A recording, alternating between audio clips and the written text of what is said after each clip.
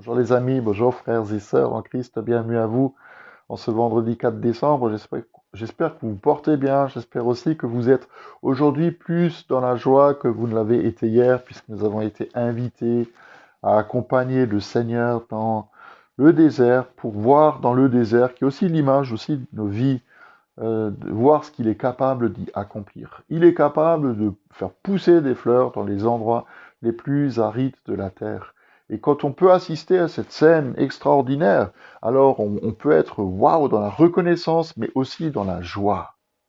Et le Seigneur le fait aussi pour nos vies. Il est capable, là où c'est mort, de redonner de la vie, là où on a perdu espoir, de nous regonfler, non pas le moral, mais nous regonfler de l'espérance. Il est capable de transformer nos déserts en des lieux verdoyants. Ça nous amène à la reconnaissance, ça nous amène aussi à réaliser que quand le Seigneur vient, il vient pas juste pour nous rendre visite, mais il vient vraiment pour nous sauver. Et il le fait pour chacun de nous de manière personnelle, individuelle. Il ne le fait pas forcément de manière à frapper les regards du monde entier, mais c'est pour nous qu'il le fait. On a été invités à recevoir de la force dans nos mains qui sont affaiblies.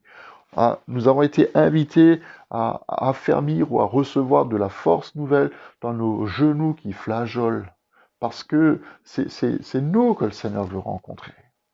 D'ailleurs, quand Jésus vient la première fois, et le temps de l'Avent nous le rappelle, il n'est pas venu de manière à impressionner le monde entier. Il est venu chez certains. Il est venu chez quelques-uns qui l'ont accueilli comme le Fils de Dieu.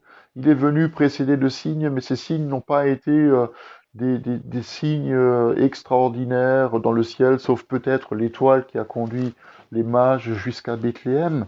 Ce n'étaient pas des signes à frapper les regards, mais c'est des signes qui étaient des signes justes de la présence de Dieu auprès de ceux qui étaient concernés par cette histoire. Mais le Seigneur agit aussi dans nos vies de cette façon-là. Pas forcément pour que tous les autres remarquent ou voient que le Seigneur est intervenu, mais ça nous concerne d'abord nous. Quand on annonce la venue de Jésus à Noël, euh, les signes sont tout modestes. C'est Zacharie qui apprend que sa femme, qui ne peut plus avoir d'enfant, va donner naissance à Jean-Baptiste, qui va précéder et préparer le chemin pour Jésus. C'est Marie, quand elle entend cette nouvelle extraordinaire qu'elle va donner naissance au Fils de Dieu, elle reçoit de la part de l'ange ce signe-là, c'est que tu vas aller voir ta cousine Élisabeth qui est enceinte. Quand les bergers entendent le chœur des anges qui annonce la venue du Messie, les anges leur disent, mais voilà le signe auquel vous allez reconnaître que ce que nous vous avons dit est vrai, c'est que vous allez trouver dans une étable un enfant emmailloté et couché dans une crèche. C'est les signes tout petits, mais les signes qui ont demandé de la part de ceux qui les ont reçus de la foi. Et de la même façon, le Seigneur nous invite à avoir foi dans les petites choses qu'il veut nous montrer, jour après jour. Les signes de sa venue dans nos vies et dans nos cœurs. Les signes de sa venue qui sont capables de transformer les situations, parfois les petites choses. Vous savez, moi j'aime les grands miracles et j'en ai vu beaucoup dans ma vie, mais vraiment des miracles extraordinaires, on a même pu en expérimenter certains. Euh, mais est-ce qu'on est capable, ou est-ce que je suis capable d'être reconnaissant jour après jour pour les petites choses que le Seigneur me permet de vivre? Quand je suis malade, de savoir que jour après jour, je peux aller un peu mieux. Est-ce que ça provoque de la reconnaissance en moi?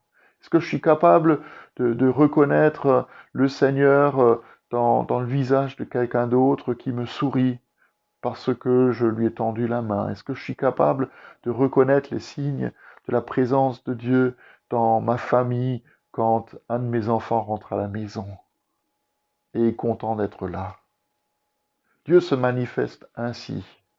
Oui, par de grands miracles, mais aussi par des petites choses modestes qui nous touchent, nous, dans nos vies, qui nous permettent d'expérimenter que quand le Seigneur vient, il vient pour nous sauver, il vient pour nous aider, il vient pour nous toucher, il vient pour nous faire du bien, il vient pour nous bénir.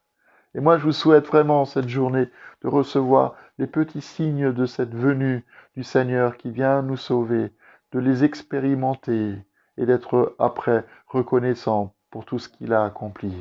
Je vous donne rendez-vous demain, samedi, pour notre prochaine méditation et je vous souhaite vraiment une journée pleine de la faveur de notre Dieu.